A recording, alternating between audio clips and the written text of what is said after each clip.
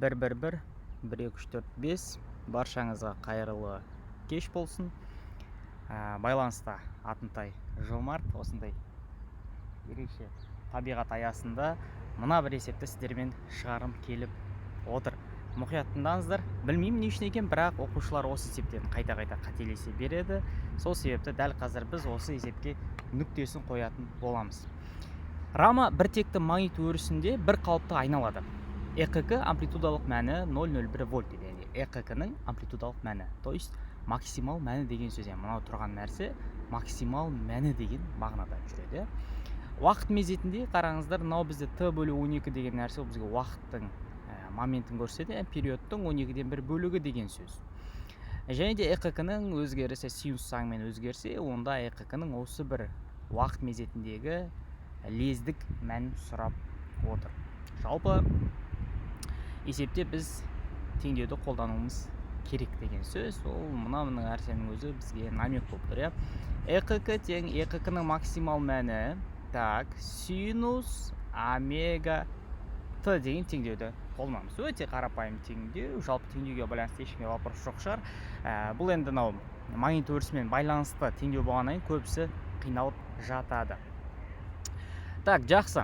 Енді бізге керегі не, достар? Енді бізге керегі мынау теңдеуді қайттан жазамыз. ЭКК тең ЭКК-ның максимал мәні синус. Тіні жазып қоямыз да. Омеганы ашу керек болады бізге. Омеганы біз әрқашында 2π бөлінген Т деген өзінің оригинал формуласымен ашамыз, достар. 2π бөлінген Т. Жақсы, осы сәтте уже енді бәрін орнына қоя берсек болатын секілді. Мұқият қарайық. ЭКК тең ЭКК-ның максимал мәні бізде ол есепте берілген 0,1 көбейтеміз. Синус 2π бөлінген период көбейтілген уақыт, ол бізде мына жерде көрсетілген Т бөлінген 12 деген тең болады. Сонда бізде қысқаратын шамаларды қысқартып жібереміз.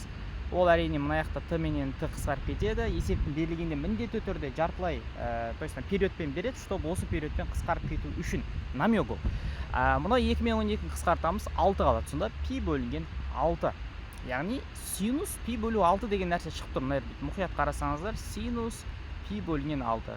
Тригонометриядан синустың π бөлу 6, яғни 180 бөлу 6, 30 градус. Синус 30 градуста 2-ден 1 екенін білсеңіздер, алдында 0,100-ден көбейтіп жібере салсаңыздар, сонда бізде 0,5 вольт деген жауаптың шығатындығы анық. Ол бізде әрине 5 оның минус 3 деген жауапты көрсетеді, және де 5 милливольт деген Е вариантында тұр екен, достар. Олай болса, осы жақындағаны ұбт-да келген мына бір есепті өзіңіз шығарып көріңіз. Және де шыққан мәнін әрине комментарийға жазып кетсеңіз, мен міндетті түрде оның дұрыс, не дұрыс емес екендігін көрсететін боламын. Осы бір керемет көріністен баршаңызға жалынды сәлем. ұбт-дан қиналмай Аток ағаймен бірге өтіңіздер. Максималды балл жинаңыздар.